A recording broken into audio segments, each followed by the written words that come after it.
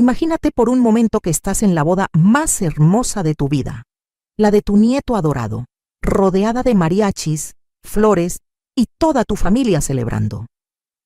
De repente, tu propio hijo se acerca al micrófono y dice con una sonrisa: quiero agradecer públicamente a mi madre, porque gracias al fondo de jubilación de 100,000 pesos que le damos cada mes, puede vivir con la dignidad que se merece. Todos aplauden, todos me miran con admiración y yo me quedo helada. Porque esos 100,000 pesos que mi hijo está presumiendo ante 200 personas jamás han llegado a mis manos. Mientras él habla de su generosidad, yo tengo las manos agrietadas de limpiar casas ajenas para poder comprar mis medicinas. Pero lo que mi hijo y mi nuera no sabían era que esa noche, en esa misma boda, yo descubriría la verdad más dolorosa de mi vida. Una traición tan grande que me obligaría a tomar la decisión más difícil que una madre puede tomar contra su propio hijo. Durante meses pensé que era una anciana tonta, que tal vez estaba perdiendo la cabeza, hasta que encontré los documentos que probaban que mi familia había estado robándome durante años, usando mi nombre, mi edad, mi condición de madre trabajadora, para enriquecerse mientras yo trabajaba como una esclava. La venganza que tomé fue tan perfecta, tan devastadora, que mi hijo terminó perdiendo todo lo que había construido con mi dinero robado. Y yo, a los 72 años, aprendí que nunca es demasiado tarde para defender tu dignidad. Esta es mi historia, y te aseguro que lo que vas a escuchar te va a cambiar la forma de ver a tu propia familia para siempre. Sigue mi historia hasta el final y comenta la ciudad desde donde me estás viendo para saber qué tan lejos ha llegado mi relato. Mi nombre es Rosa López, tengo 72 años y durante 50 años de mi vida he sido la mujer que siempre dice que sí, la que siempre perdona, la que siempre entiende, la que siempre se sacrifica por su familia. Llegué a México desde un pueblito de Michoacán cuando tenía apenas 20 años, con un bebé en brazos y un sueño: darle a mi hijo, Carlos, la vida que yo nunca tuve. Trabajé en todo lo que pude imaginar. Vendí tamales en la madrugada, limpié casas de gente rica, cosí ropa hasta que se me cansaron los dedos, planché uniformes escolares de niños que no eran míos. Mientras Carlos crecía, yo me levantaba a las 4 de la mañana para hacer el desayuno. Después me iba a trabajar, regresaba a hacerle la comida, lo llevaba a la escuela, trabajaba en las tardes y llegaba en las noches a ayudarle con las tareas. Los fines de semana, cuando otros niños iban al parque con sus papás, yo trabajaba doble turno para pagarle sus útiles, sus uniformes, todo lo que necesitara para salir adelante. Carlos era un niño inteligente, eso siempre lo supe. Cuando cumplió 18 años, me pidió dinero para estudiar administración de empresas. Mamá, me dijo, si me ayudas con esto, te prometo que nunca más vas a tener que trabajar limpiando casas. Vendí mi único terreno, el que había estado pagando durante 10 años, para darle el dinero de su carrera, y Carlos sí salió adelante. Se graduó, conoció a Isabela, una muchacha de familia acomodada de la Ciudad de México, se casaron y empezó su propio negocio de construcción. Poco a poco fue creciendo, construyendo casas para gente rica, comprando terrenos, haciendo tratos importantes. Yo estaba tan orgullosa de él. Cada vez que alguien me preguntaba por mi hijo, yo decía con el pecho inflado: mi Carlos es empresario, tiene su propia compañía constructora, mi nuera es muy educada, tienen una casa hermosa en Las Lomas. Pero mientras Carlos prosperaba, yo seguía limpiando casas. Es temporal, mamá, me decía cuando yo le comentaba que ya estaba cansada, que mis rodillas me dolían, que mis manos ya no aguantaban tanto cloro y detergente. En cuanto termine este proyecto grande, te vamos a traer a vivir con nosotros. Ese proyecto nunca terminó. Siempre había otro proyecto, siempre había otra excusa. Isabela, mi nuera, al principio fue amable conmigo. Me hablaba de usted, me preguntaba por mi salud, me invitaba a comer los domingos, pero después del segundo año de matrimonio, las cosas cambiaron. Ya no era Doña Rosa, ahora era simplemente la señora. las invitaciones se volvieron cada vez más escasas. Cuando nació mi primer nieto, Miguel, pensé que las cosas mejorarían. Yo podría ser la abuela que cuidara a los niños, que les hiciera de comer, que les contara cuentos. Pero Isabela tenía otros planes. Contrató a una niñera cara, mandó a Miguel a un kinder privado, y a mí me veían solo en ocasiones especiales, siempre con la advertencia de no lo malcríe doña Rosa o no le dé dulces, tiene una dieta especial. Después nació mi segunda nieta, Sofía, y la historia se repitió. Yo era la abuela de adorno, la que aparecía en las fotos familiares para que se viera que Carlos era un buen hijo, pero mi opinión sobre la crianza de mis nietos no importaba. Los años fueron pasando, y yo seguía con mi rutina. Lunes, miércoles y viernes limpiaba la casa de la señora Hernández, martes y jueves la del licenciado Martínez, los sábados la de la doctora Ramírez. Mi cuerpo ya no era el mismo, mis fuerzas ya no eran las mismas, pero yo necesitaba el dinero para mis medicinas, para mi renta, para mi comida. Carlos lo sabía, Isabela lo sabía, toda la familia sabía que yo, a los 70 años, seguía trabajando como empleada doméstica para sobrevivir, pero nadie parecía ver esto como un problema. Pero la verdadera humillación comenzó hace 3 años, cuando Carlos compró una casa nueva en una zona exclusiva de Guadalajara. Una mansión de 2 pisos, con jardín, alberca y 3 recámaras para visitas. Mamá, me dijo por teléfono, ya tenemos la casa perfecta para que vengas a vivir con nosotros. Tienes tu propio baño, tu propia entrada, vas a estar muy cómoda. Yo lloré de la emoción. Después de tantos años trabajando, por fin iba a poder descansar, estar cerca de mis nietos, ayudar en la casa, ser parte de la familia de verdad. Pero cuando llegué con mis pocas pertenencias, Isabela me recibió con una cara que jamás voy a olvidar. «Ay, suegra», me dijo, «disculpe, pero surgió un imprevisto. La recámara que le habíamos preparado la vamos a necesitar para la oficina de Carlos. Pero no se preocupe, pusimos una cama plegable en el cuartito de servicio. Es pequeño, pero muy cómodo». El cuartito de servicio medía 2 metros por 2 metros. No tenía ventana, olía a humedad, y para llegar al baño tenía que salir y atravesar toda la cocina. Pero yo no dije nada. Pensé que era temporal, que en unos días arreglaríamos algo mejor. Los días se convirtieron en semanas, las semanas en meses. Yo dormía en esa cama plegable que me lastimaba la espalda, y cada mañana tenía que doblarla para que Isabela pudiera usar el cuarto para guardar sus cosas de yoga. «No se preocupe, doña Rosa», me decía Isabela cada vez que yo insinuaba algo sobre el arreglo. «Pronto vamos a remodelar y le vamos a hacer un cuarto más grande». Pero mientras tanto, ella redecoraba la sala, cambiaba los muebles del comedor, compraba arte caro para las paredes. Un día, después de 2 meses viviendo ahí, Isabela me llamó a la cocina. «Suegra», me dijo sin levantar la vista de su celular, «necesitamos hablar. Usted sabe que nosotros la queremos mucho, pero mantener una casa tan grande es muy caro. Los gastos de luz, agua, gas, todo ha subido muchísimo desde que llegó». Se me hizo un nudo en la garganta. «¿Qué me estás diciendo, mija?» No se malinterprete. No la estamos corriendo, pero sí necesitamos que contribuya con los gastos. Con 5,000 pesos al mes está perfecto. Es casi nada, considerando que tiene casa, comida, todos los servicios. 5,000 pesos. Eso era casi todo lo que yo ganaba limpiando casas. «Pero Isabela», le dije, «si yo pago eso, no me va a quedar nada para mis medicinas, para mi ropa». «Ay, suegra, no sea exagerada. Además, Carlos dice que ya es hora de que se retire. Usted ya tiene 70 años, ya trabajó mucho. Nosotros nos vamos a hacer cargo de sus gastos médicos cuando sea necesario».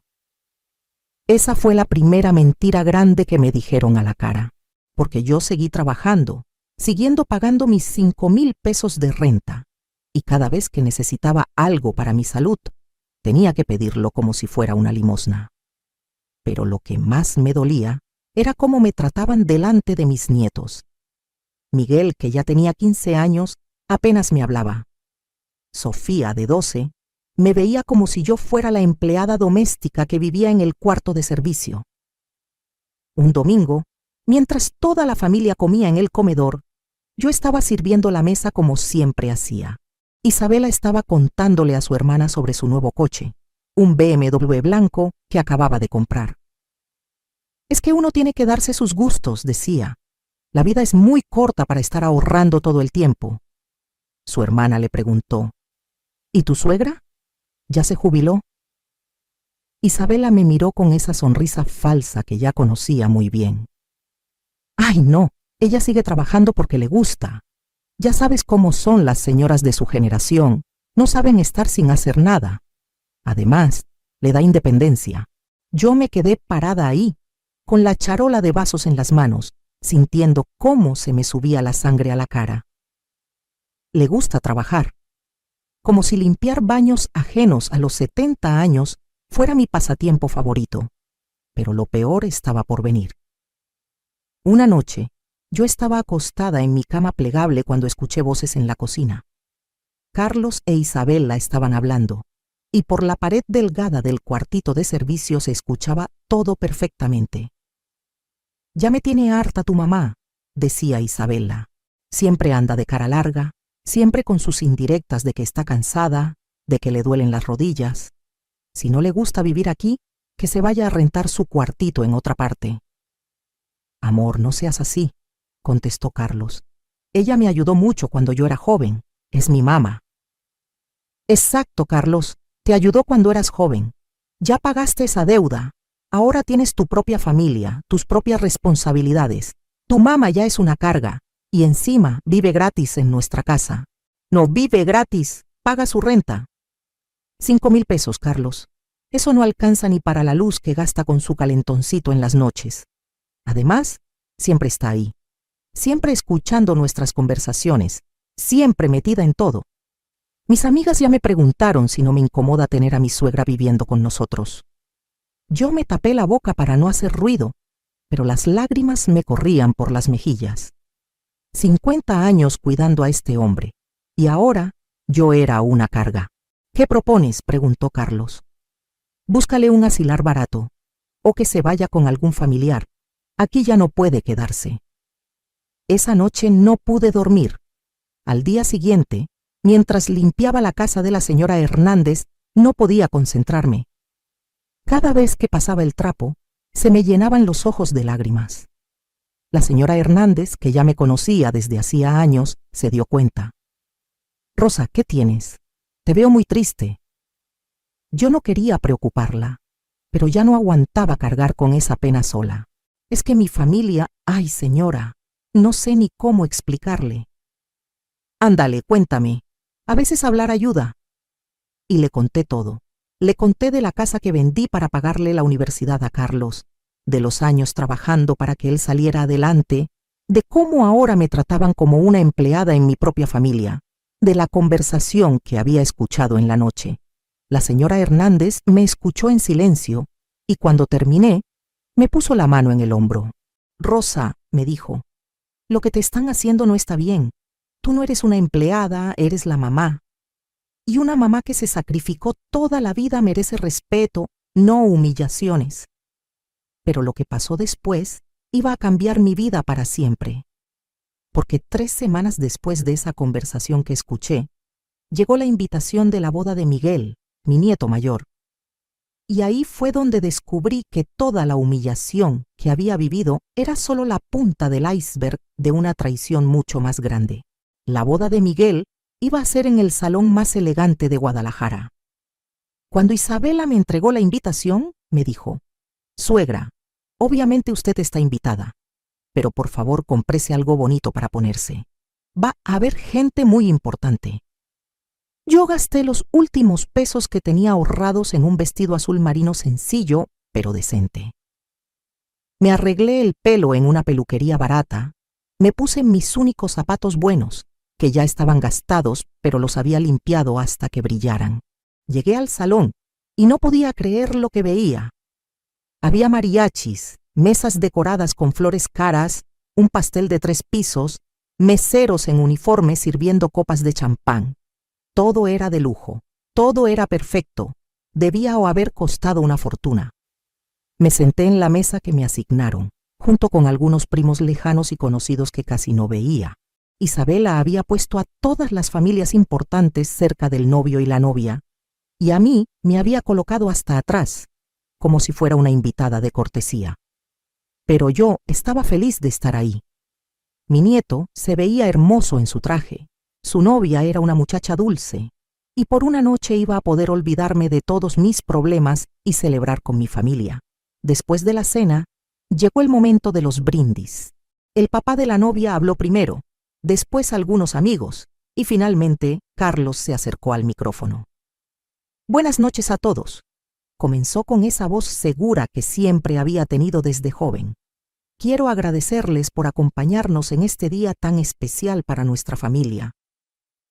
La gente aplaudió, y Carlos siguió hablando. Habló de lo orgulloso que estaba de Miguel, de lo mucho que quería a su nueva nuera, de los planes que tenían para el futuro. Y entonces dijo las palabras que me cambiaron la vida para siempre. También quiero aprovechar esta oportunidad para hablar de alguien muy especial para mí. Mi madre, doña Rosa López, que está aquí con nosotros esta noche. Todos voltearon a verme, y yo sentí que se me subían los colores. Carlos siguió.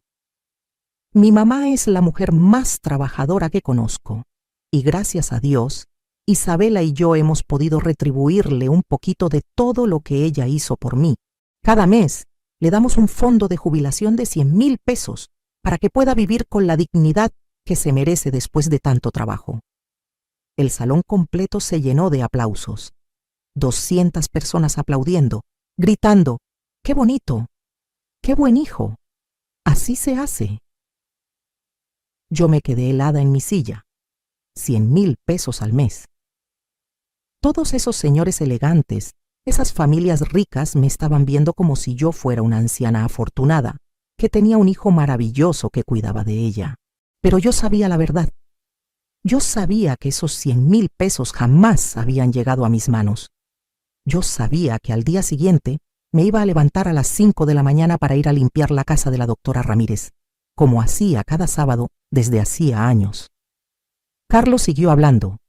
Por eso mi mamá puede vivir tranquila, disfrutando de su jubilación bien merecida, sin preocupaciones económicas. Más aplausos. La gente me sonreía con esa admiración que se le tiene a las abuelitas que han tenido la suerte de tener hijos prósperos y agradecidos. Cuando Carlos terminó su discurso, varias personas se acercaron a mi mesa para felicitarme.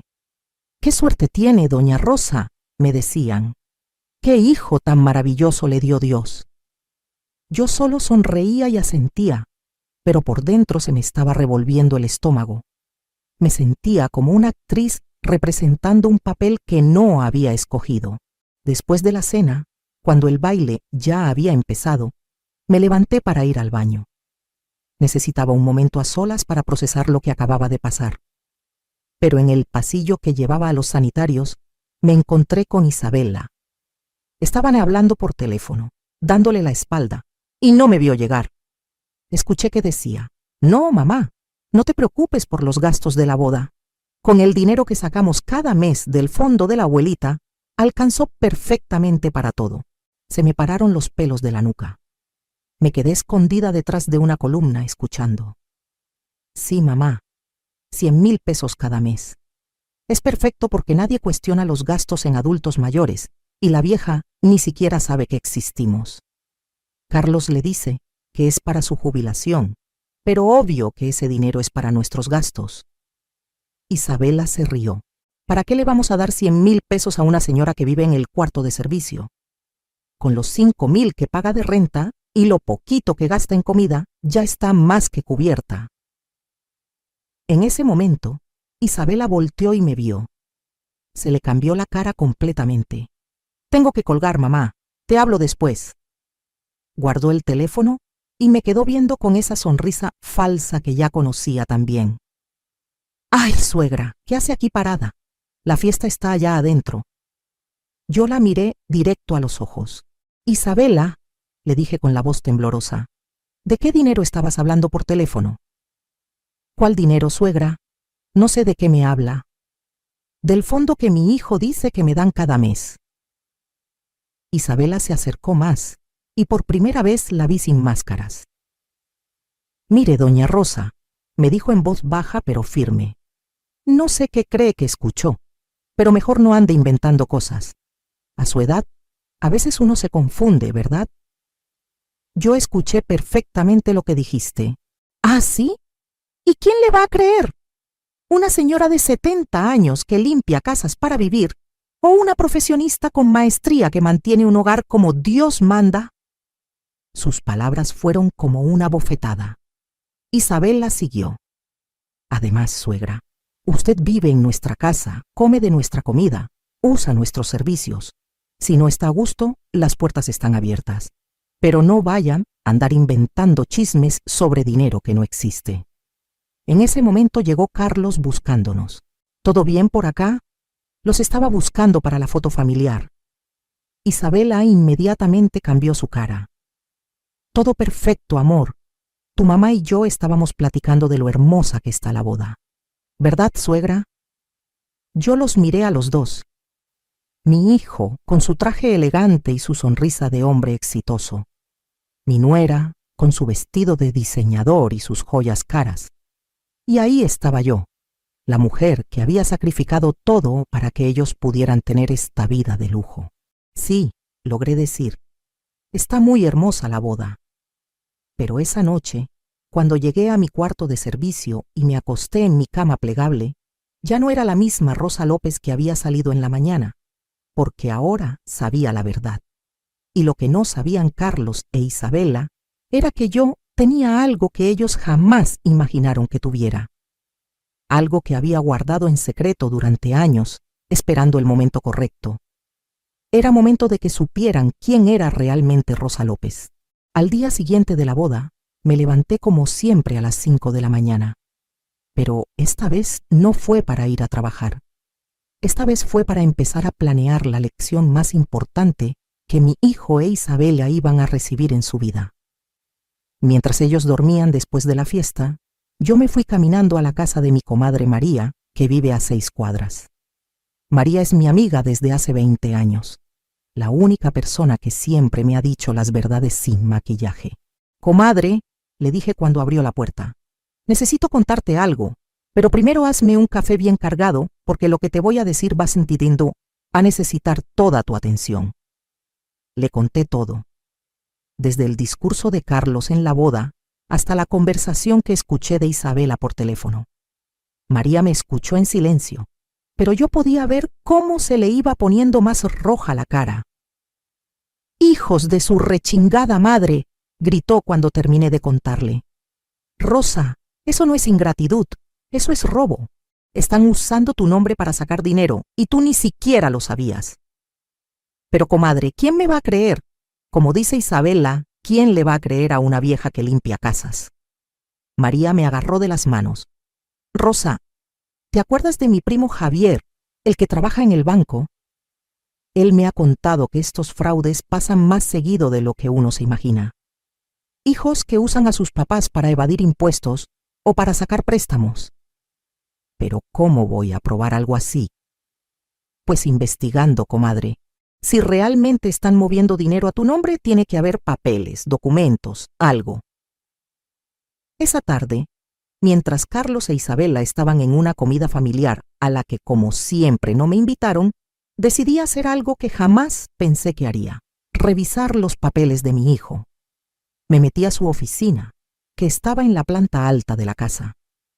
Nunca había entrado ahí, porque Isabela siempre decía que era un espacio privado de trabajo, pero ya no me importaba respetar su privacidad cuando ellos no respetaban ni mi dignidad. La oficina estaba perfectamente organizada. Carlos siempre fue muy ordenado para sus cosas.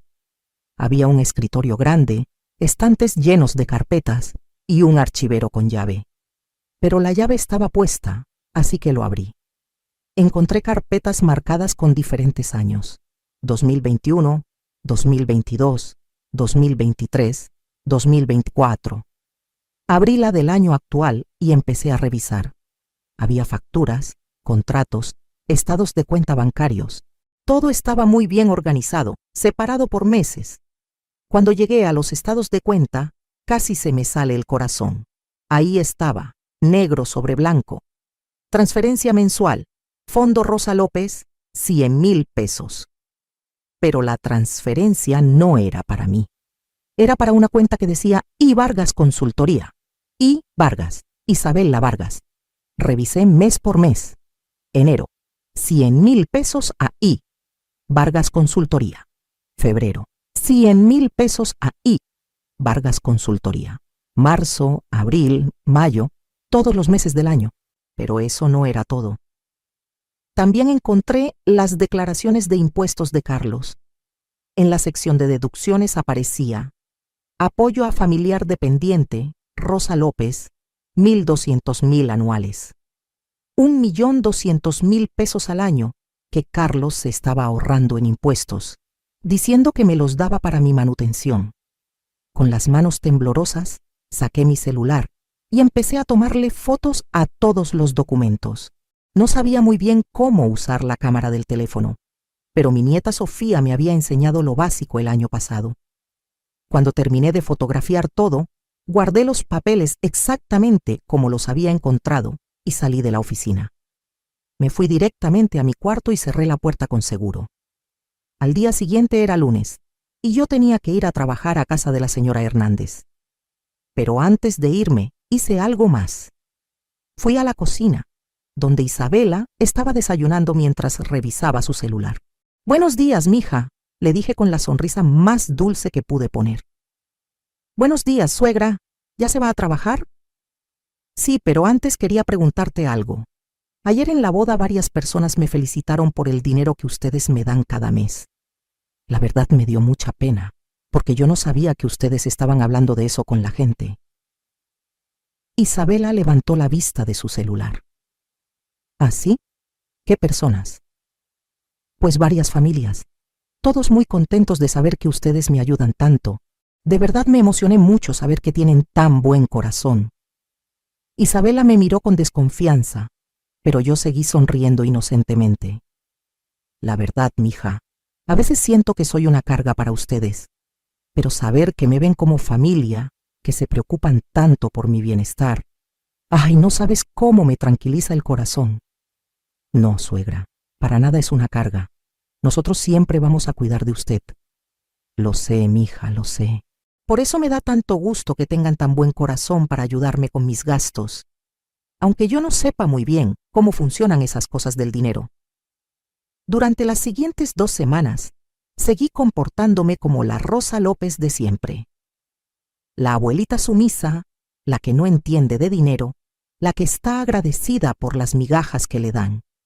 Pero por las tardes, después del trabajo, yo tenía una nueva rutina.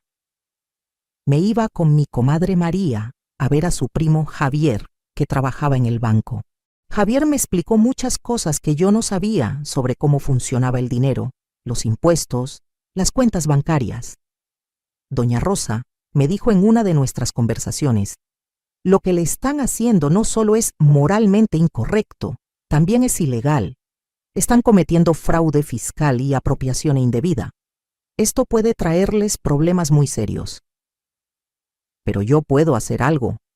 Claro que puede, pero va a necesitar más pruebas y va a necesitar un abogado que se especialice en estos casos. Javier me recomendó con una licenciada que se llamaba Elena Ruiz, que tenía un despacho pequeño, pero era muy buena para casos de abuso a personas mayores. Cuando fui a verla y le enseñé las fotos de los documentos, se le abrieron los ojos. «Señora López», me dijo, «esto es un caso muy claro de fraude. Su hijo y su nuera han estado robándola sistemáticamente durante años. Necesitamos actuar rápido». «Pero, licenciada, yo no tengo dinero para pagarle». «No se preocupe por eso ahorita. Este caso se puede ganar fácil, y cuando ganemos, ellos van a tener que pagar todos los gastos legales. Además, le voy a conseguir que le devuelvan todo lo que le robaron, más daños y perjuicios».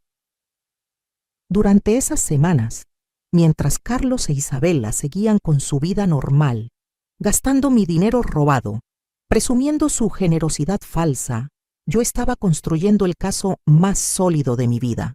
Pero lo que ellos no sabían era que yo tenía un as bajo la manga que ni la misma licenciada Elena conocía todavía. Verán, cuando yo era joven y llegué de Michoacán, no llegué con las manos vacías. Mi papá, que en paz descanse, me había dejado unos terrenos en el pueblo. Terrenos que durante todos estos años pensé que no valían nada, porque estaban en un pueblo pequeño, alejado de todo. Pero el año pasado, una compañía minera descubrió que debajo de esos terrenos había litio. Litio que ahora, con todo eso de las baterías eléctricas, vale muchísimo dinero. Yo tenía firmados los contratos desde hacía 6 meses, pero había decidido no decirle a nadie de la familia hasta ver cómo se desarrollaban las cosas. Y ahora me alegraba de haber guardado ese secreto. Porque Carlos e Isabela pensaban que estaban robándole a una viejita pobre y sin educación. Pero estaban robándole a una mujer que, sin que ellos lo supieran, acababa de convertirse en millonaria. Y ya era hora de que se enteraran. La licenciada Elena me llamó un viernes por la tarde. Señora López, me dijo, ya tenemos todo listo. Los documentos están en orden, las autoridades fiscales ya están notificadas y el lunes vamos a presentar la demanda formal. Pero antes de eso, yo le recomiendo que tenga una conversación con su hijo y su nuera. A veces, cuando la gente se da cuenta de que ya no pueden seguir mintiendo, prefieren llegar a un arreglo. Yo sabía que Carlos e Isabela jamás iban a aceptar un arreglo, porque ellos pensaban que yo era demasiado tonta para entender lo que estaba pasando. Pero la licenciada tenía razón. Era justo darles una oportunidad de confesar antes de que las cosas se pusieran peores para ellos. Esa tarde, cuando llegué a la casa, Isabela estaba en la sala viendo televisión y comiendo chocolates caros que había comprado con mi dinero robado. Carlos estaba en su oficina, probablemente planeando cómo robarme más dinero el mes siguiente. Isabela, le dije, ¿podrías llamar a Carlos? Necesito hablar con los dos. ¿Pasó algo, suegra? Me preguntó con esa cara de falsa preocupación que ya conocía tan bien. No, nada malo. Solo quiero platicarles de algo importante. Carlos bajó de su oficina con cara de fastidio. ¿Qué pasa, mamá? Estoy trabajando. Siéntense, por favor, los dos. Se sentaron en el sillón de la sala, como si fueran los dueños de la casa, que técnicamente lo eran, pero con dinero que me habían robado a mí. Yo me quedé parada frente a ellos, con las manos cruzadas como cuando Carlos era niño y había hecho alguna travesura. Quiero que me expliquen algo. Comencé con voz calmada. En la boda de Miguel, tú, Carlos, dijiste que me dan 100,000 pesos cada mes para mi jubilación. Carlos e Isabela se miraron. Sí, mamá. ¿Cuál es el problema? El problema es que yo nunca he recibido esos 100,000 pesos. Isabela se rió. Ay, suegra, ¿cómo que no? Si usted vive aquí, come aquí, usa todos nuestros servicios, eso vale más de 100,000 pesos. No, Isabela. Vivir en el cuarto de servicio pagando 5,000 pesos de renta no es lo mismo que recibir 100,000 pesos en efectivo. Carlos se empezó a poner nervioso. Mamá, no entiendo por qué estamos discutiendo esto. Tú sabes que nosotros te cuidamos, que nunca te va a faltar nada. ¿Ah, sí? ¿Y por qué entonces yo sigo limpiando casas ajenas a los 72 años? Porque te gusta trabajar, mamá. Tú siempre has sido muy activa. En ese momento saqué mi celular y les enseñé las fotos que había tomado en la oficina de Carlos. Explíquenme esto entonces. Isabela se puso pálida cuando vio la primera foto. Carlos se acercó para ver mejor y casi se le sale la mandíbula. ¿De dónde sacaste eso?, me preguntó con la voz quebrada. De tu oficina, Carlos, donde guardas todos los papeles de cómo me han estado robando durante años. Isabela se paró como resorte. ¿Usted anduvo revisando nuestras cosas privadas? Eso es violación de la privacidad. Isabela, querida, le dije con la sonrisa más dulce que pude. ¿Sabes qué también es violación? Robarle a una anciana, usar su nombre para evadir impuestos y mentirle a toda la familia sobre dinero que nunca le dieron. Carlos se puso de pie tratando de recuperar el control. Mamá, tú no entiendes cómo funcionan las finanzas. Ese dinero sí es para ti, pero lo administramos nosotros para que rinda más. En la cuenta de I. Vargas Consultoría, la empresa de Isabela, Isabela ya no pudo mantener la compostura. A ver, señora, bájele de huevos. Usted no sabe ni sumar y nos va a venir a dar clases de finanzas. Isabela, le dije muy tranquila, siéntate. No me voy a sentar. Esta es mi casa y aquí yo mando. ¿Tu casa? ¿Comprada con qué dinero? Carlos trató de intervenir. Mamá, ya basta. Estás confundida. Estás malinterpretando las cosas. ¿Malinterpretando qué, Carlos? ¿Los documentos de Hacienda donde declaras que me das 1.200.000 pesos al año? ¿Los estados de cuenta donde se ve claramente que ese dinero va a parar a la cuenta de tu esposa? Isabela y Carlos se miraron, y yo pude ver el momento exacto en que se dieron cuenta de que ya no podían seguir mintiendo. ¿Sabes qué es lo que más me duele?, les dije. No es el dinero. Es que durante todos estos años me hicieron sentir como una inútil, como una carga, como alguien que debería estar agradecida por las migajas que me daban. Las lágrimas se me empezaron a salir, pero no eran lágrimas de tristeza, eran lágrimas de coraje. Yo vendí mi único terreno para pagarte la universidad, Carlos. Trabajé 15 horas al día durante 30 años para que tú pudieras tener una vida mejor. Y así me pagas, robándome, humillándome, tratándome como si fuera su empleada doméstica. Carlos se acercó e intentó abrazarme. Mamá, perdóname, nosotros no queríamos. No me toques, le grité empujándolo. No te atrevas a tocarme con esas manos de ladrón. Isabela ya había empezado a llorar, pero no de arrepentimiento, sino de coraje. Todo esto es culpa suya, me gritó. Usted nunca debió meter las narices en nuestros asuntos. Estaba perfectamente bien sin saber nada.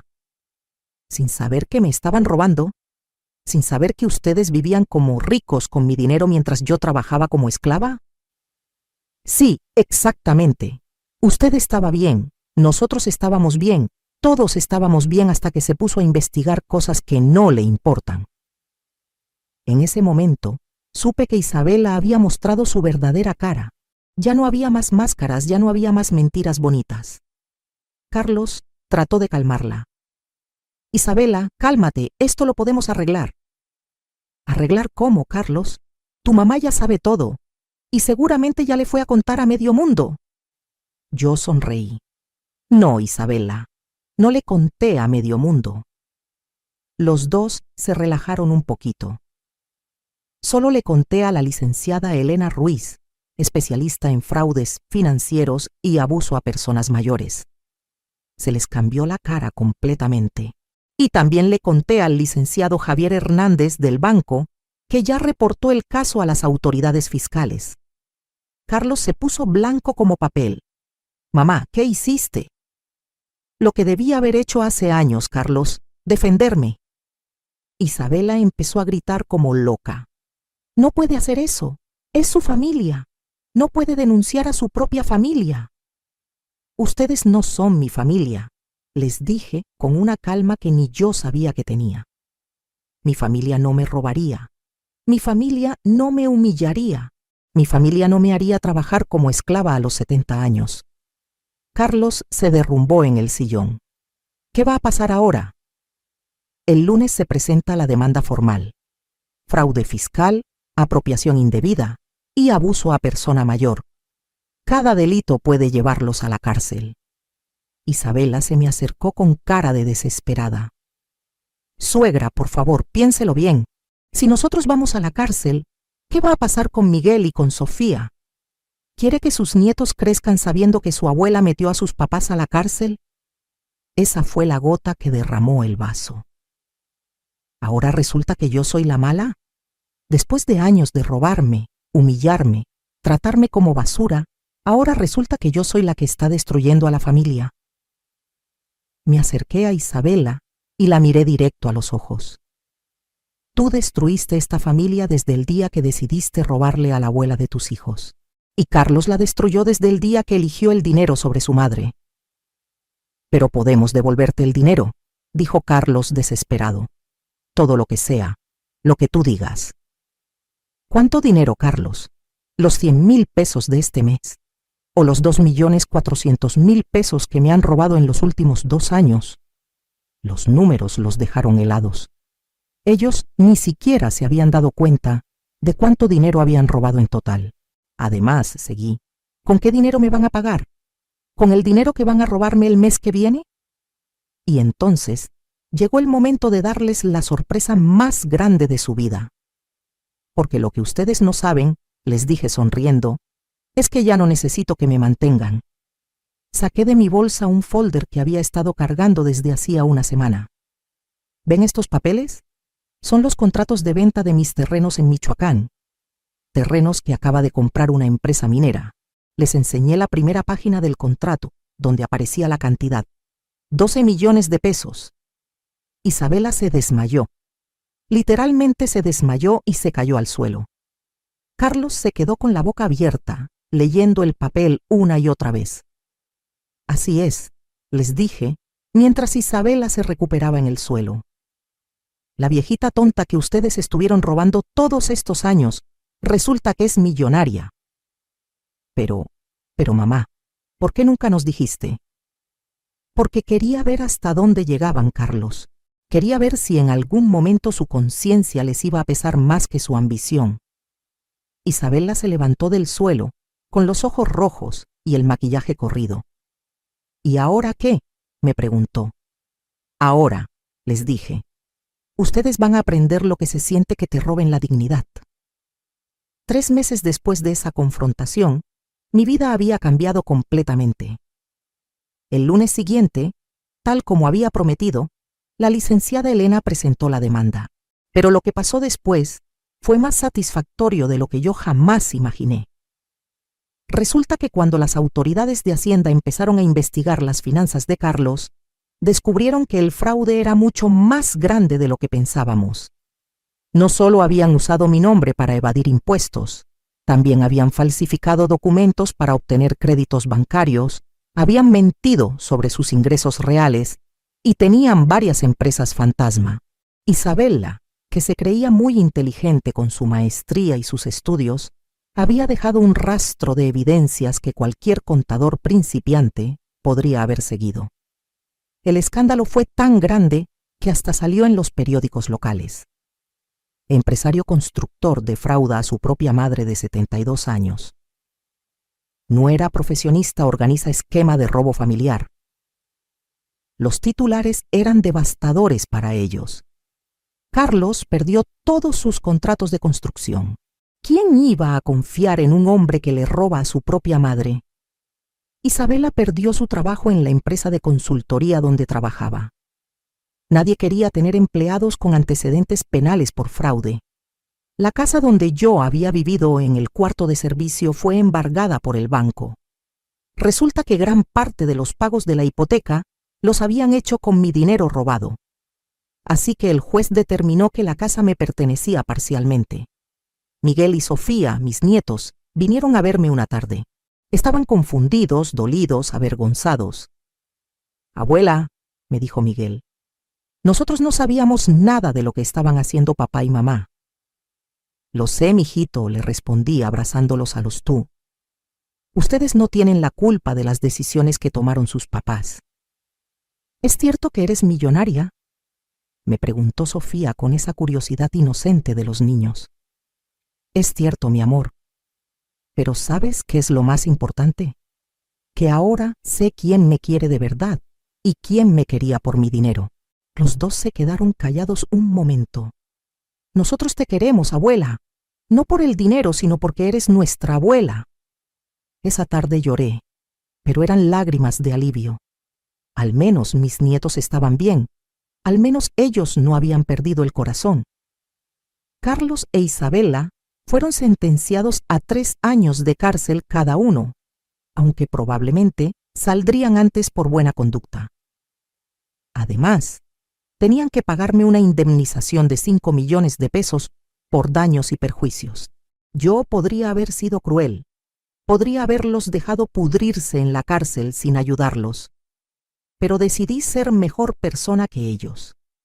Contraté a un abogado para que los representara y logré que la sentencia se redujera a 2 años con libertad condicional, siempre y cuando pagaran la restitución completa del dinero robado más los intereses.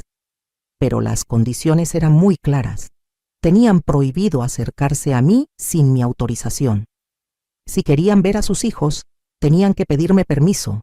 Si necesitaban algo, tenían que pedírmelo por escrito. Con mi dinero del litio compré una casa hermosa en una zona tranquila de Guadalajara. No una mansión ostentosa como la que tenían ellos, sino una casa cómoda, con un jardín grande donde puedo sembrar flores y verduras, con una recámara extra para cuando mis nietos me quieran visitar. También contraté a Luisa, la empleada doméstica que me había ayudado a conseguir evidencias contra Carlos e Isabella. Ahora ella trabaja conmigo, pero no como empleada, sino como mi compañera de casa. Las dos somos mujeres trabajadoras. Las dos entendemos lo que es luchar por salir adelante. Dejé de limpiar casas ajenas, obviamente, pero no me quedé sentada sintiéndome millonaria.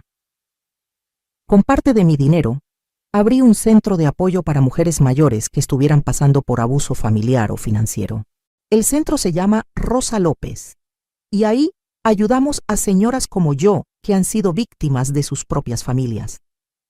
Tenemos abogados gratuitos, trabajadores sociales, psicólogos, todo lo que necesita una mujer mayor para defenderse de los hijos ingratos o los parientes abusivos. María, mi comadre, se volvió la coordinadora del centro.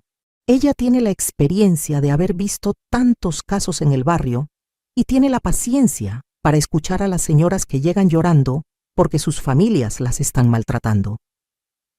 El primer año ayudamos a 43 mujeres, 43 abuelas que recuperaron su dignidad, que aprendieron a decir no, que descubrieron que nunca es demasiado tarde para defenderse.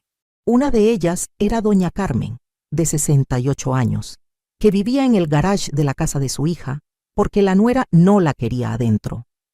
Otra era doña Esperanza, de 75 años, cuyos hijos le quitaron su pensión y la tenían limpiando la casa familiar sin pagarle. Cada historia que escuchaba me confirmaba que lo que me había pasado no era único. Hay miles de mujeres como yo, mujeres que se sacrificaron toda la vida por sus familias y que en lugar de recibir cariño y respeto en su vejez, reciben humillaciones y abusos.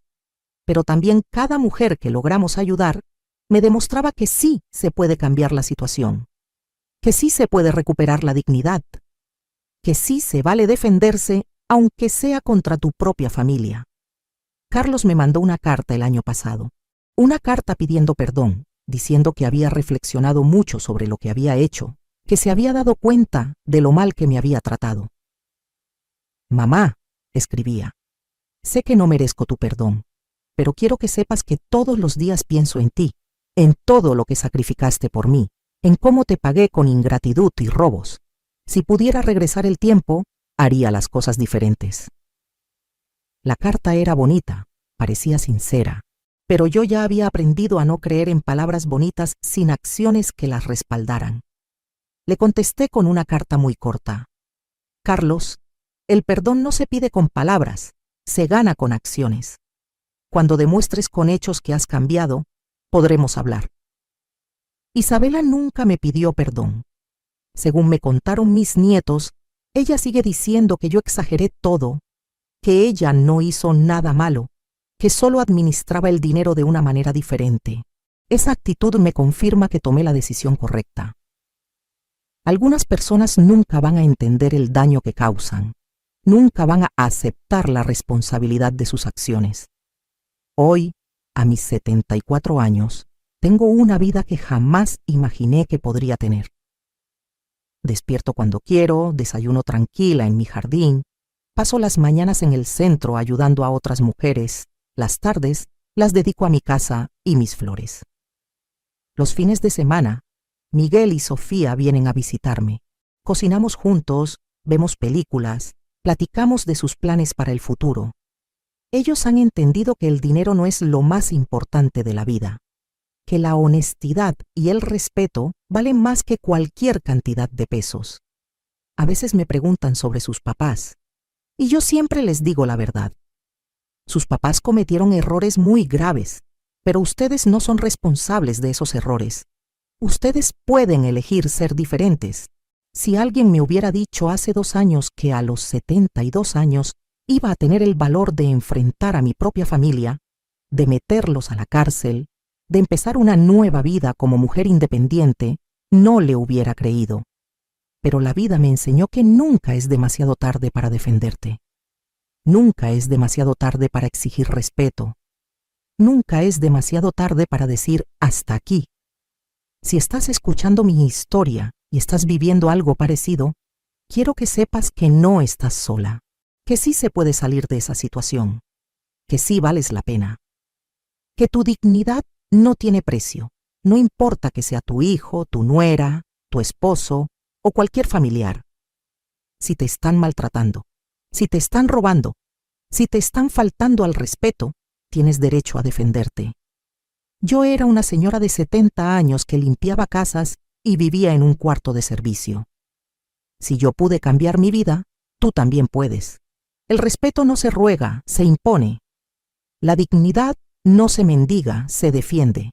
Y el amor verdadero no humilla, no roba, no maltrata. Esta fue mi historia, la historia de cómo Rosa López dejó de ser víctima para convertirse en la protagonista de su propia vida. ¿Qué harías tú en mi lugar? ¿Has pasado por algo similar? Cuéntame en los comentarios porque juntas somos más fuertes. Y recuerda, nunca es demasiado tarde para recuperar tu dignidad.